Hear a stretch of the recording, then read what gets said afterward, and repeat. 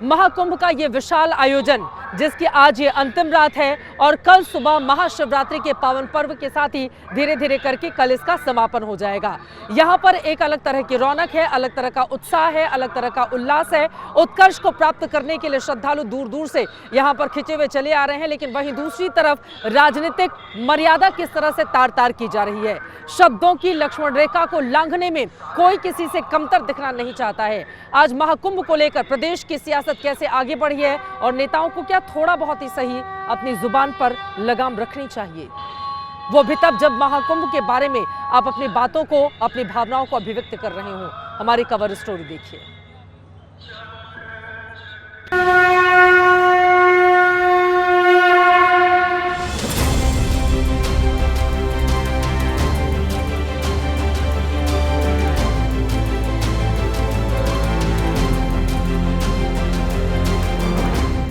महाकुंभ समापन की ओर है। अब बस महाशिवरात्रि का स्नान बाकी है। पवित्र संगम में अब तक 64 करोड़ सनातनी आस्था की डुबकी लगा चुके हैं।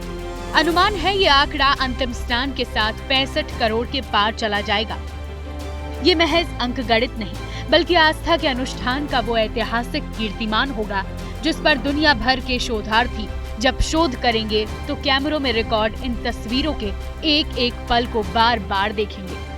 जब जब देखेंगे तब तब उन्हें इन लम्हों का साक्षात गवाह न बनने पर शायद मलाल होगा।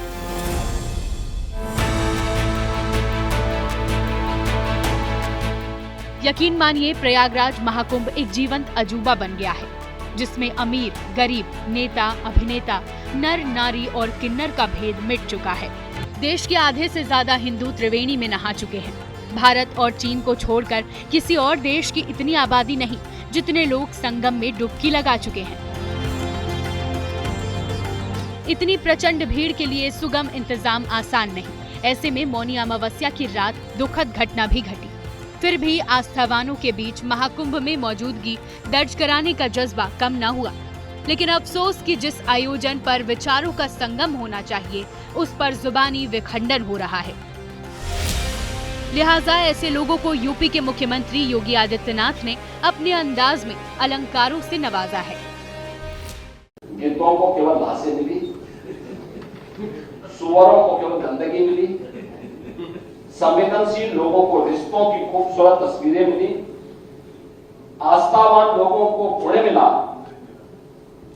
भक्तों को भगवान मिले, सज्जनों को सज्जनता मिली, गरीबों को रोजगार मिला, अमीरों को धंधा मिला, श्रद्धालुओं को साफ सुथरी व्यवस्था मिली, पर्यटकों को अव्यवस्था मिली, सद्भावना वाले लोगों को जाति रहित व्यवस्था मिली, तो का इंतजार करने वालों को मृत्यु भी मिली और भारत की मृत्युंजय की कामना करने वालों के लिए मृत्युंजय महाकुंभ के भी दर्शन होने वाला। योगी ने ये बातें विधान परिषद में दोहराई है। उन्होंने ऐसी ही बातें एक दिन पहले विधानसभा में कही थी। किसी ने सच कहा कि महाकुंभ में जिसने जो तलाशा उसको वह मिला। गिद्धों को केवल घास मिली, सुअरों को गंदगी मिली। जिस पर समाजवादी पार्टी के मुखिया और सूबे के पूर्व मुख्यमंत्री अखिलेश यादव ने पहले सोशल मीडिया के जरिए पलटवार किया और अब कैमरे पर योगी की तुलना रावण से कर दी है। भगवा कपड़े पहनने से ही कोई योगी हो जाता है क्या? और हमारे भारत के लोग और खासकर गांव के लोग रामायण को जानते हैं, देखते हैं रामायण को। वो ये भी जानते हैं कि सीता माँ का अपहरण जब हुआ था तो रावण भी साधु के भेष में आया था। ये जन जन जानता है, पूरा प्रदेश देश जानता है। जितने लोग सनातनी लोग हैं वो जानते हैं, हिंदू समाज के लोग जानते हैं। जिस सनातन पर्व पर गर्व होना चाहिए, उस पर शर्मनाक सियासत हो रही है।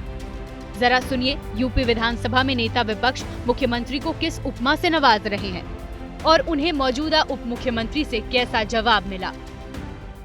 कह रहे हैं कि अखिलेश जी समाजवादी पार्टी से लोग डरे रहा, उसी तरह डरे रहते थे जिस तरह से कंस कृष्ण से डरा रहता था। समाजवादी पार्टी की खोखली मानसिकता के लोगों ने लिख करके दी, वही उन्होंने बोली है। उनके विचारों की कोई गलती नहीं है। उनकी कोई गलती ही नहीं। उनको स्क्रिप्ट लिखने देने का काम समाजवादी पार्टी की दूषित मानसिकता के लोग करते हैं।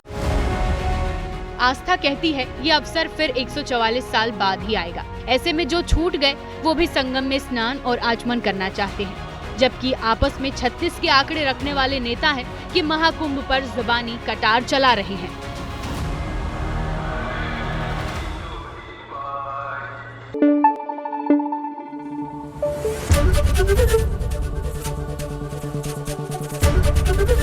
एबीपी न्यूज आपको रखे आगे।